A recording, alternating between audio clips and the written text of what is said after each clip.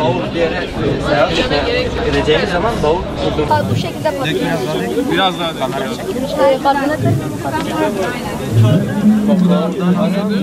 Dört tane açı olduğu için 5 mesela. Bu şekilde devam ediyor. Zeka oyunu olarak da koyduk buraya. Aynen. Bu mesela demiş olasılık 4 sene. Devam edelim. Burada mesela 4 basamaklı rakamları farklı kaç şekilde sayı yazılır. Şimdi bunlar Şimdi 3 mektup, burada 4 farklı şekilde belirtebilirsiniz. Ama 2. sorumuzda diyor ki 3 mektup 4 posta kutusuna, her posta kutusunda en fazla bir tane mektup dediği için de bir tane birincisi için 4 tane farklı posta kutusu var. özellikle yaşımız, özellikle sözü güdümüz ileri gücünden ve özellikle Onu söylüyorum bak. Burası uranyum yatağı. Bu bölgesi bulmuş. A küp artı evet bu formülü hatırlıyorum. 13 bu değildir. Tamam 20'lik. Şimdi her kenarları 20 yapmaya çalışıyoruz. Evet. Bunu yaptıktan sonra şuraya yine tekrardan 13'e 7 oluyor, 20 oluyor kenarda. Kare oluyor ve 20'lik küp oluyor. 20'nin küpünü yaptık. Peki şimdi buradan Öğreniyor. İsimleri de çok zor olduğu için çift isimle yazdım. 2 ismi de öğrensinler diye. Buraya yaptırıyor. Bir şey gelmiyorsa sen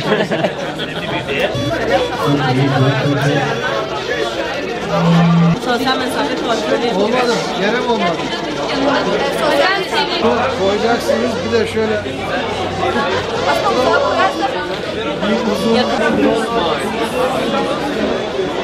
Orta var atabilir miyiz yoksa?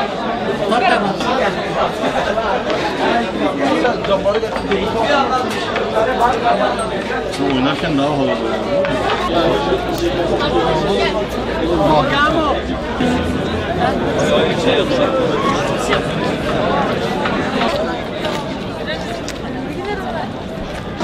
En sertliği işte finishing dönemi. Hocam finishing'de sertliği hem müsaade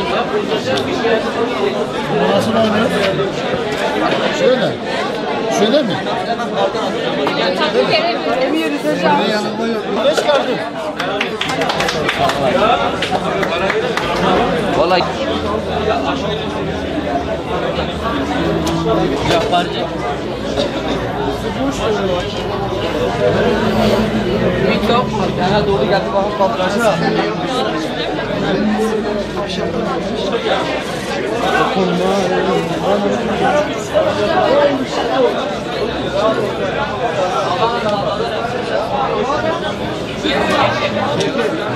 Hasta böyle ev yapıyor.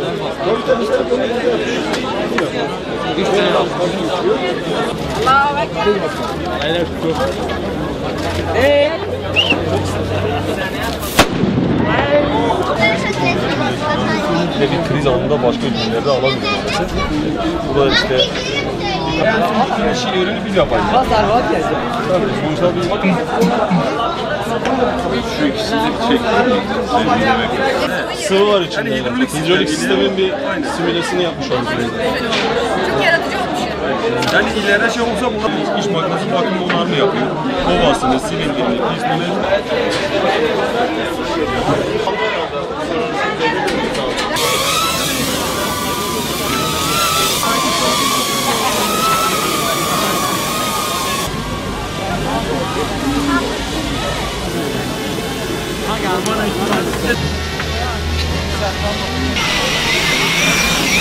Thank you.